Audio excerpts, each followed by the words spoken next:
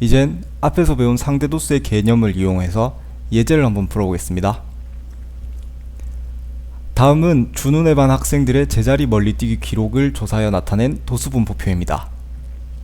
물음에 답하시오. 자, 물음을 한번 먼저 보겠습니다. 1번 제자리 멀리뛰기 기록이 160cm 이상 180cm 미만인 학생은 전체의 몇 %인가? 2번 상대도수의 분포표를 완성하여라. 상대도수 분포표의 양식은 오른쪽에 주어져 있습니다. 자, 그러면 이제 문제를 풀어보도록 하겠습니다. 1번 제자리 멀리뛰기 기록이 160cm 이상 180cm 미만인 학생. 그러면 우리는 160cm 이상 180cm 미만인 기록만 살펴보면 됩니다. 자, 먼저 준훈의 반 학생들의 총합은 40명입니다. 총합은 40명입니다. 그 중에 160cm 이상 180cm 이 미만으로 기록을 한 학생들의 수는 8명입니다.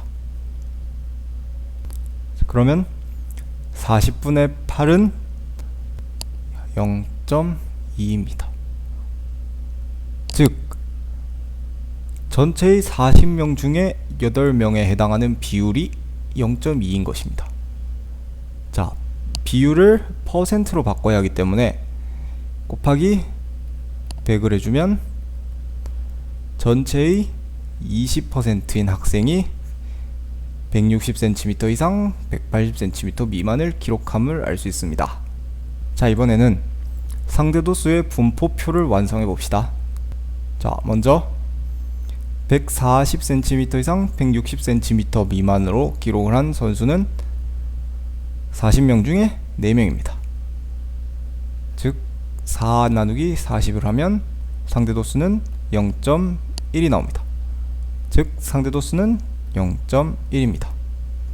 그 다음 160cm 이상 180cm 미만을 기록한 선수는 8명입니다. 앞에서 계산하였듯이 40분의 8은 0.2임을 알 수 있습니다. 즉 상대도수는 0.2입니다. 마찬가지로 180cm 이상 200cm 미만으로 기록한 선수는 16명입니다. 따라서 40분의 16은 0.4임을 알 수 있습니다. 즉 상대도수는 0.4입니다.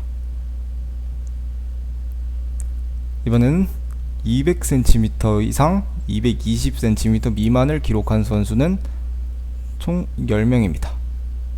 따라서 40분의 10을 해주면 0.25가 나옴을 알 수 있습니다. 따라서 상대도수는 0.25입니다.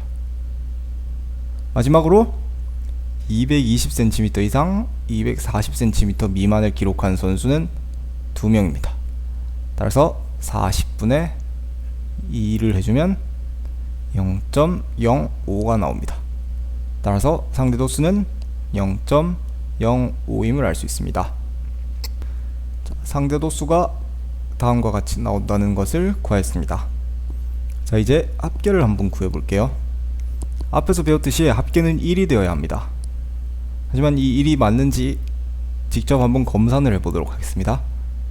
0.1 더하기 0.2는 0.3입니다. 자, 이 0.3을 가지고 와서 0.3 더하기 0.4는 0.7입니다. 다시 0.7 더하기 0.25 더하기 0.05는 1이 됨을 알 수 있습니다. 따라서 상대도수의 합은 1이라는 것을 알 수 있습니다. 자, 그러면 오늘 배운 것의 가장 중요한 점, 상대도수란 각 계급의 총합분의 그 계급의 도수임을 잊지 않도록 해야 합니다. 오늘 수업은 여기까지입니다. 감사합니다.